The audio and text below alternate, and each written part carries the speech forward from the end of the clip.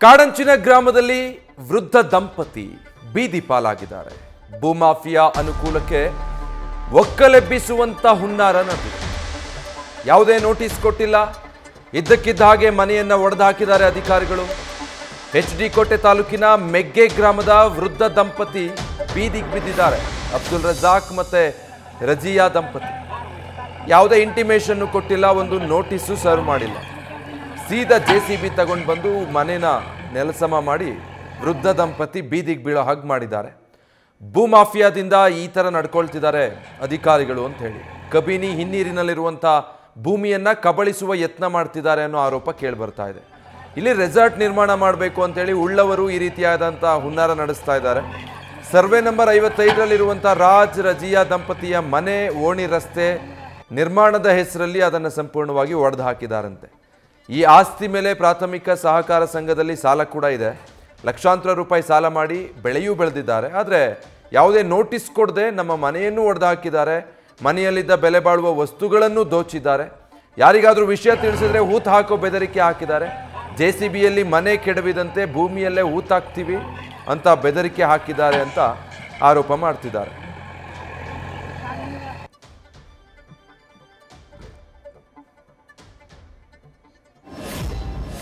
ಎಲ್ಲ ಬೀದಿ ಏನು ಪಡೆದಾಕ್ಬಿಟ್ಟು ಸಮಯ ಎಲ್ಲ ಬೀದಿಗೆ ಬಂದೇವಿ. 85-86ರಲ್ಲಿ ಇದು ಸಾಗುವಳಿ ಚೀಟಿ ಕೊಟ್ಟಿದ್ದು ನನಗೆ.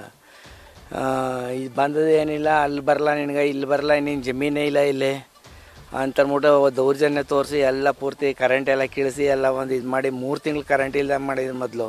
ಈಗ ಪೂರ್ತಿ ತಮ್ಮಯ್ಯ ಕರೆಂಟ್ ಇಲ್ಲದೆ ಮಾಡಿ JCBಲಿ ಹೊಡೆದು ಎಲ್ಲ ಅನ್ಯಾಯ ಮಾಡಿ ಸ್ವಲ್ಪ ನೋಡಿ ನೀವೇ ಅಲ್ಲಿ. ಏನು ನಿಮ್ಮ ಜಮೀನು ಹೆಂಗೆ ನಿಮ್ದು ಹೆಸರು? ನನ್ನ ಹೆಸರಲ್ಲೇ ಇರೋದು ಸಮಯ. ಏನು ಬೆಳ್ತೂರು ಸರ್ವೆ ನಂಬರು 2 ಎಕರೆ, ಹಳೆ ಮಗ್ಗೆ ಸರ್ವೆ ನಂಬರ್ನಲ್ಲಿ 2 ಎಕರೆ ಕೊಟ್ಟಿದ್ರು ನನಗೆ. ಇದು ಬಂದ್ಬಿಟ್ಟು ಎಲ್ಲ ಬಂದ್ಬಿಟ್ಟು ವಿಚಿತ್ರ ಮಾಡಿ ಈ ಥರ ಎಲ್ಲ ಮಾಡ್ತಾವ್ರ. ನಾವು ಬದುಕೋದು ಒಂದೇ, ನಾವು ಸಾಯೋದು ಒಂದೇ ಹಂಗಾಗ್ಬಿಟ್ಟು. ಇದು 30 ವರ್ಷದಿಂದ ಮನೆ ಕಟ್ಕೊಂಡಿದ್ದೆ ಇಲ್ಲಿ. ನಾನು ಮನೆ ಕಟ್ಟಿದೆ, ಅವ್ರು ಬರೋದು ಪದೇ ಪದೇ ಕೇಳೋದು, ಮಾರಿಸ್ತು ನೀನು ಕೊಡು, ಇಲ್ಲಾಂದರೆ ನೀನು ಇರಿ, ಒಬ್ಳಿಗೆ ಅತ್ತಿಗೆ ಇದು ಇಲ್ಲೆಲ್ಲಿ ಇರ್ತೀಯ, ಖಾಲಿ ಮಾಡು ಅಂತೇಳಿ. ನಾನು ಸುಮಾರು ಈಗ 14ನೇ ಇಸ್ವಿಂದು ಇದನ್ನು ನಡೆಸ್ತಾ ಇದ್ದಾರೆ. ನಾ ಏನು ಹೇಳಿದ್ರು ಅವ್ರು ಕೇಳೋದಿಲ್ಲ. ನಾವು ಇರೋದು ಇಬ್ಬರೇ ಈಗ ಸದ್ಯಕ್ಕೆ ಇಲ್ಲಿ. 30 ವರ್ಷದಿಂದ ನಾನು ಇದೇ ಹೊಲದಲ್ಲಿ ನಿಂತಿದ್ದೀನಿ. ಅವ್ರು ಬರೋದೇನೆಂದ್ರೆ ಅಲ್ಲಿ ನೋಡೋದು ಇಲ್ಲಿ ನೋಡೋದು, ಇವಳು ಒಬ್ಬಳೇ ದಿಮಾಕ್ ಮಾಡ್ತಾಳೆ, ಇವಳಿಗೆ ಏನಾರು ಒಂದು ಹೆಚ್ಚು ಕಡಿಮೆ ಮಾಡಬೇಕು, ತೋರಿಸ್ಬೇಕು ಇವಳಿಗೆ. ತಿರ್ಗಾ ರಾತ್ರಿ ಹೊತ್ತು ಬರೋದು. 28ನೇ ತಾರೀಕು 5 ಬಂದವರು JCB ತಗೊಂಡು ಹೊಡೆದ್ಬಿಟ್ಟು ನನ್ನ ಮನೆಯೇ ಹಾಳು ಮಾಡಿಬಿಟ್ಟಿದ್ದಾರೆ.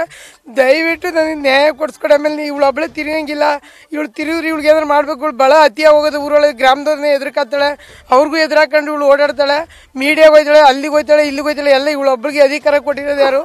ಇವಳು ಕೇಳ್ಕೊ ಹೋಯ್ತಿದ್ರು. ನಾವಾಗಲ್ಲಿ ಇವಳು ಮೊದಲೇ ಖಾಲಿ ಮಾಡಿಸ್ಬೇಕು ಅಂತ ಹಠ ಮಾಡಿ ತಿರುಗಿ 1ನೇ ತಾರೀಕಲ್ಲಿ ಬಸ್ ಸ್ಟ್ಯಾಂಡ್ ಹತ್ರ ಬಂದು ಸ್ವಲ್ಪ ಹುಡುಗರು ಪಡಗನೆಲ್ಲ ಕರ್ಕೊಂಡು ಬಾಯಿ ಬಂದಂಗೆಲ್ಲ ಬೈತಾರೆ ಸರ್. ನಾನು ನಮ್ಮ ಮನೆ ಹತ್ರ ನಿಂತ್ಕೊಳ್ಳೋಂಗೂ ಇಲ್ಲ, ಕುಂತ್ಕೊಳ್ಳೋಂಗೂ ಇಲ್ಲ, ತುಂಬ ಭಯದಲ್ಲಿ ಸಾಯ್ತಾ ಇದ್ದೀನಿ. ನಾನೀಗ ಎಲ್ಲಿ ಹೋಗಿ ಕೇಳೋಕ್ಕೂ ನ್ಯಾಯನೂ ಸಿಗ್ತದೆ. ನಾನು ನ್ಯಾಯ ಕೊಡಿಸ್ಕೊಡಿ, ಇಲ್ಲ ನಾನು ನಿಜವಲ್ಲಿ ಏನಾದ್ರು ಮಾಡ್ಕೊಂಡು ಸತ್ತರೆ ಅದಕ್ಕೆಲ್ಲ ಶಿವಕುಮಾರ್ ಇವರೇ ಕಾರಣ, ನನಗೆ ಬೇರೆ ಯಾರೂ ಇಲ್ಲ.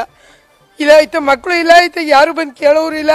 ಇಲ್ಲಿ ಊರಲ್ಲಿ ಏನಾಯ್ತು, ನಿನ್ಗೆ ಏನಾಯ್ತಮ್ಮ ಅಂತ ಬಂದು ನಿನ್ನ ಪರಿಸ್ಥಿತಿ ಏನಂತ ಕೇಳೋರು ಒಬ್ರು ಬರ್ತಾ ಇಲ್ಲ. ಈಗ ಒದ್ದಾಡ್ತಾ ಇರೋಳು ನಾನು ಒಬ್ಳು, ನನ್ನ ಗಂಡ ಇಬ್ಬರೇ. ಅವರಿಗೆ ವಯಸ್ಸಾಗಿದೆ. ಏನಂತಾರೆ ಅವರು? ಅವ್ರು ಅದೇ ಕೊಡಿಸ್ಬಿಡು, ಕಾಸು ಕೊಡ್ತೀವಿ, ಮಾರ್ಬಿಡು, ಇನ್ನು ನಿನ್ಗೆ ಹಾಕೋದು, ತಿರ್ಗಾ ಊರಿಗೆ ಬೋರ್ ಸೇರಬೇಕು, ಇದು ಸೇರಬೇಕು, ಏನಾರು ಒಂದು ಕಿರಿಕ್ ಮಾಡ್ತಾರೆ. ನಾನು ನಾಟಿ ಹಾಕಿದ್ರೆ ಅದು ನಾಟಿ ಹಾಕೋಕೆ ಬಂದು ಕಿತ್ತಾಕ್ಬಿಡ್ತಾರೆ. ಪೈರುಗಳ ಏನಾರು ಹೇಳಕ್ಕೆ ಹೋದ್ರೆ ಅವ ಬಂದು ಕಿತ್ತಾಕ್ಬಿಡ್ತಾರೆ. ಇವಳೊಬ್ಳಿಗೆ ಬಾಯಿ ಜಾಸ್ತಿ, ಇವಳಿಂದ ಎಲ್ಲ ಮುಂದುವರಿಯೋದು ಅಂತಾರೆ. ನಾನು ಎಲ್ಲಿ ಹೋಗಿ ಸಾಯ್ಬೇಕು ಅಂತ ಒಂಚೂರು ನಂಗೆ ತಲೆ ಹೊಡ್ತದೆ ಸರ್. ಮಾತಾಡೋಕ್ಕೂ ನನಗೆ 8 ದಿವಸದಿಂದ ನಿಜ ನಿದ್ರೆ ಬರ್ತಾ ಇಲ್ಲ. ಮನೆ ಒಳಗಡೆ ಮನೆ ಹೊಡೆದಾಕಿದ್ರೆ ಅದೇ ಮನೆ ಖಾಲಿ ಮಾಡು ಅಂದ್ರು. ನಾನು ಆಗಲ್ಲ ಅಂತಂದೆ. ನಂಗೆ ನೋಟಿಸು ಕೊಟ್ಟಿಲ್ಲ, ನೋಟಿಸು ಜಾರಿ ಮಾಡಿಲ್ಲ. ಯಾರು ಸರ್ವೇವ್ರು ಕರ್ಕೊಂಡ್ಬಂದಿದ್ದೀವಿ, ಎಲ್ಲ ಅಳ್ತಾ ಮಾಡಿದ್ದಾರೆ, ಗಡಿ ಓಣಿ ಹೋಗುತ್ತೆ, ಅದರಿಂದ ಹೊಡೆದಾಕ್ತಿದ್ರೆ 5 ಹೊಡೆದ್ರು ಅವರು. ಏನಾರ ಹೆಚ್ಚು ಕಡಿಮೆ ಅವಳು ಹಿಂಗೆ ಆಡ್ತಿದ್ರೆ ಅವಳೇ ಎತ್ತು ತುಳಿರಿ, ಒಳಗಾಕಿ, ಏನು ಇವಳು ಬಳ ಬಾಯಿ ಇವಳ್ದು ಕಿತ್ತೋಗೋಳೆ, ಹಂಗೆ ಏನಾರು ಅಂದ್ರೆ ಆಮೇಲೆ ಜಾತಿ ಬೇರೆ ನಿಂದನೆ ಹೇಳ್ತಾರೆ ಅವರು. ನನ್ನ ಜಾತಿ ಬಗ್ಗೆ ಮಾತಾಡ್ತಾರೆ. ಅವ್ನು ನಿಂದು ಇವಳು ಸಾಬ್ರು ಇದೇ ಥರ ಮಾಡ್ಕೊಂಡು ಬರ್ತಾರೆ. ನಾನು ಏನೋ ಹೋದ್ರೆ ಹೋಗ್ಲಿ ಅಂದ್ಬಿಟ್ಟು ಇದ್ಲು ಗಂಟು ಸೋರ್ಸ್ಕೊ ಬಂದಿದ್ದೀನಿ ಸರ್. ನಾನು ಇವಾಗ 25 ಕಂಪ್ಲೇಂಟ್ ಕೊಡ್ತೇವನಿ. ಯಾರು ತಗೊಳ್ಳೋದು ಇಲ್ಲ, ಯಾರು ಕೇಳೋದು ಇಲ್ಲ. ತಿರ್ಗಾ ಹೇಳೋದು ನಿನಗೇನು, ನೀನು ಅದು ಯಾವ್ದಾದಿಗೆ ಜಮೀನು, ನಿಮ್ಮ ಅಪ್ಪನ ಅದು ನಿನ್ನ ಗಂಡನ ನೀ ಹಿಡ್ದು ಮಡಗಿದ್ದ, ಯಾವನ ಹಿಡ್ದಿರೋ ಜಮೀನು ಬಂದು ಕೂತ್ಕೊಂಬಂದ್ರೆ ನೀ ಅವಳು ಅಂತಾರೆ. ಹಂಗೆ ಕಟ್ಕೊಂಡ್ಮೇಲೆ ನನಗೆ ತಾನೇ ಸೇರೋದು, ಅದು ಬೇರೆ ಯಾರಿಗೂ ಸೇರಲ್ವಲ್ಲ ಅದು. ಡೀಟೇಲ್ಸ್ ಕೊಡ್ತಾರೆ ರವಿ ಪಾಂಡೂಪುರ ಲೈವ್ನಲ್ಲಿ ಜಾಯ್ನ್ ಆಗ್ತಾ ಇದ್ದಾರೆ. ರವಿ, ಈಗ ಜಾಗ ಅವರದ್ದೇ ಹೆಸರಲ್ಲಿದೆ ಅಂದಮೇಲೆ ಇಷ್ಟು ರಾಜಾರೋಷವಾಗಿ JCB ತಂದು ಮನೆ ಹೊಡೆದಾಕ್ತಾರೆ ಅಂದರೆ ಜಿಲ್ಲಾಡಳಿತ ಕಣ್ಮುಚ್ಚಿ ಕುಳಿತಿದ್ಯಾ ಅಥವಾ ಕಂಪ್ಲೇಂಟ್ ಕೊಟ್ಟರು ಯಾರು ಪ್ರತಿಕ್ರಿಯಿಸ್ತಾ ಇಲ್ಲ ಅಂತಾರೆ? ವ್ಯವಸ್ಥೆ ಏನ್ ಮಾಡ್ತಾ ಇದೆ ಹಾಗಿದ್ರೆ? ವಿಜಯ್, ಖಂಡಿತವಾಗ್ಲೂ ಹಣ ಉಳ್ಳವರಿಗೆ ಅನುಕೂಲವನ್ನ ಮಾಡಿಕೊಡುವ ಉದ್ದೇಶದಿಂದಲೇ ಈ ರೀತಿ ವಾಸ ಇರುವಂತಹ ಮನೆಯನ್ನ ಕೆಡವಿದ್ದಾರೆ ಅಂತೇಳಿ ಆ ವೃದ್ಧ ದಂಪತಿಗಳು ಈಗ ಅಳಲನ್ನ ತೋಡ್ಕೊಳ್ಳುವಂತ ಕೆಲಸಕ್ಕೆ ಮುಂದಾಗ್ತಿದ್ದಾರೆ. ಮೈಸೂರು ಜಿಲ್ಲೆ ಎಚ್ ಡಿ ಕೋಟೆ ತಾಲೂಕಿನ ಕಾಡಂಚಿನ ಗ್ರಾಮವಾದಂತಹ ಮೆಗ್ಗೆ ಸಮೀಪ, ಅಂದ್ರೆ ಇದು ಕಬ್ಬಿನಿ ಹಿನ್ನೀರಿನಲ್ಲಿ ಬರುವಂತಹ ಜಾಗ. ಸರ್ವೆ ನಂಬರ್ 55ರಲ್ಲಿ 2 ಎಕರೆ ಭೂಮಿ ಇದೆ. ಹೀಗಾಗಿ ಆ ಭೂಮಿ ರೆಸಾರ್ಟ್ಗೆ ಅನುಕೂಲ ಆಗುತ್ತೆ ಅನ್ನೋ ಉದ್ದೇಶದಿಂದ ಹಣ ಉಳ್ಳವರು ಆ ಒಂದು ಸ್ಥಳವನ್ನ ಲಪಟಾಯಿಸುವಂತಹ ಹುನ್ನಾರಕ್ಕೆ ಮುಂದಾಗಿದ್ದಾರೆ. ಇದರ ಪರಿಣಾಮವಾಗಿಯೇ ಇಲ್ಲಿ ವೃದ್ಧ ದಂಪತಿಗಳು ಮಾತ್ರ ಇದ್ದಾರೆ. ಹಾಗಾಗಿ ಅವರಿಬ್ಬರನ್ನು ಕೂಡ ಒಕ್ಕಲೆಬ್ಬಿಸಿದ್ರೆ ನಮಗೆ ಅನುಕೂಲ ಆಗುತ್ತೆ ಅನ್ನೋ ಕಾರಣಕ್ಕಾಗಿ ಗಡಿ ಸರ್ವೆ ಅನ್ನೋ ನೆಪದಲ್ಲಿ ಯಾವುದೇ ನೋಟಿಸ್ ಅನ್ನು ನೀಡದೆ ಏಕಾಏಕಿ ಸಂಜೆ ಸಂದರ್ಭದಲ್ಲಿ ಬಂದು ಮನೆಯನ್ನ ಕೆಡುವ ಹಾಕುವಂತ ಕೆಲಸಕ್ಕೆ ಮುಂದಾಗಿದ್ದಾರೆ. ಇದರ ಜೊತೆಗೆ ಮನೆಯಲ್ಲಿರುವಂತಹ ಎಲ್ಲ ವಸ್ತುಗಳನ್ನು ಕೂಡ ಒಂದಷ್ಟು ಸರ್ವನಾಶ ಮಾಡುವಂತ ಕೆಲಸಕ್ಕೆ ಮುಂದಾಗಿದ್ದಾರೆ. ರಜಿಯಾ ಹಾಗೂ ರಜಾಕ್ ಇಬ್ರು ಕೂಡ ಈ ಸ್ಥಳದಲ್ಲಿ 1986ರಿಂದ ವಾಸ ಇದ್ದಾರೆ. ಸರ್ವೆ ನಂಬರ್ 55ರಲ್ಲಿಯೇ ಮನೆಯನ್ನು ಕಟ್ಟಿಕೊಂಡು ಅಲ್ಲಿಗೆ KEB ಲೈನನ್ನು ಏಳಿಸ್ಕೊಂಡು ಅದೇ ಮನೆಯಲ್ಲಿ ಇರುವಂಥ ಕೆಲಸಕ್ಕೆ ಮುಂದಾಗಿದ್ದಾರೆ. ಅಷ್ಟಾದರೂ ಕೂಡ ಆಗಿಂದಾಗೆ ಹಲವು ವ್ಯಕ್ತಿಗಳು ಬಂದು ಅಲ್ಲಿ ಇವರಿಗೆ ಭೂಮಿಯನ್ನು ಮಾರಿ ಅಂತೇಳಿ ಉಪಟಳವನ್ನು ನೀಡ್ತಿದ್ರು. ಹೀಗಾಗಿ ಅವರು ಭೂಮಿಯನ್ನು ಮಾರಲಿಕ್ಕೆ ಸಾಧ್ಯ ಇಲ್ಲ, ನಾನು ಮಾರೋದಿಲ್ಲ ಅಂತೇಳಿ ಹೇಳುವಂಥ ಸಂದರ್ಭದಲ್ಲಿ ಕೆಲವರು ಕಿಡಿಗೇಡಿಗಳು ಈ ರೀತಿ ಒಕ್ಕಲೆಬ್ಬಿಸುವ ಹುನ್ನಾರವನ್ನು ನಡೆಸಿದ್ದಾರೆ ಅಂತೇಳಿ ರಜಿಯಾ ಹಾಗೂ ರಜಾಕ್ ಇಬ್ರು ಕೂಡ ಈಗ ಆರೋಪವನ್ನು ಮಾಡ್ತಿದ್ದಾರೆ.